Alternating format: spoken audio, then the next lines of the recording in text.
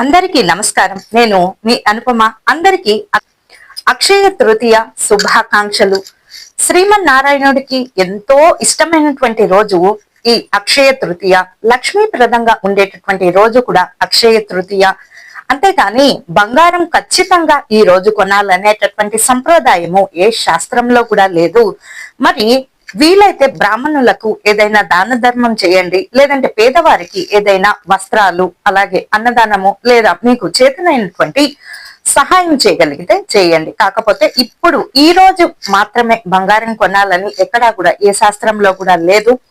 బీద వాళ్లకు భోజనం పెట్టండి, అలాగే బ్రాహ్మణులకు దానం చేయగలిగితే చేయండి. అలాగే ఇంట్లో కులదేవతను పూజించండి. మీ కులదేవత ఎవరైతే వారిని పూజించండి. అలాగే లక్ష్మీనారాయణని ఖచ్చితంగా పూజించేటటువంటి సంప్రదాయం ఉంది. కాబట్టి అక్షయ తృతీయ రోజు తప్పకుండా అక్కడ దీపారాధన చేయండి. లక్ష్మీనారాయణుల దగ్గర ఓం నమో లక్ష్మీ నారాయణ అనేటటువంటి నారాయణ మంత్రాన్ని తప్పకుండా జపించండి. అంటే ఉచ్చరిస్తూ ఉండండి, అలా జపిస్తూ ఉండండి, ధ్యానం చేస్తూ ఉండండి. అక్షయ తృతీయ విశేషం ఏంటో తెలుసుకోవాలంటే, మరి పరశురాముడు జన్మించినటువంటి జన్మదినం కూడా అక్షయ తృతీయ రోజే జరిగింది.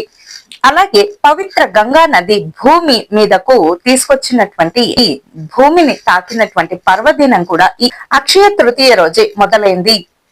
భాగీరథుడు మరి తపస్సు చేసి గంగను నేలపైకి తీసుకొచ్చినటువంటి రోజు అక్షయ తృతీయ. అలాగే త్రేతాయుగం మొదలైనటువంటి రోజు. అలాగే శ్రీకృష్ణుడు తన బాల్యమిత్రుడైనటువంటి కుచేలుణ్ణి కలుసుకున్నటువంటి రోజు, కుచేలుడి దగ్గర పిడికెడు అటుకులు తీసుకున్నటువంటి రోజు, అలాగే అతన్ని ఐశ్వర్యవంతుణ్ణి చేసినటువంటి రోజు అక్షయ తృతీయ.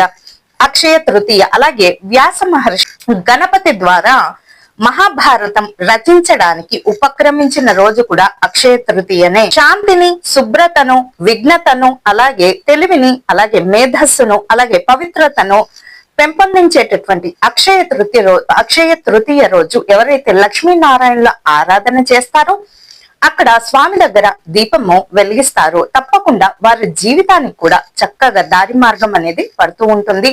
మోక్షప్రదాయకంగా కూడా ఉంటుందని చెప్పుకోవచ్చు.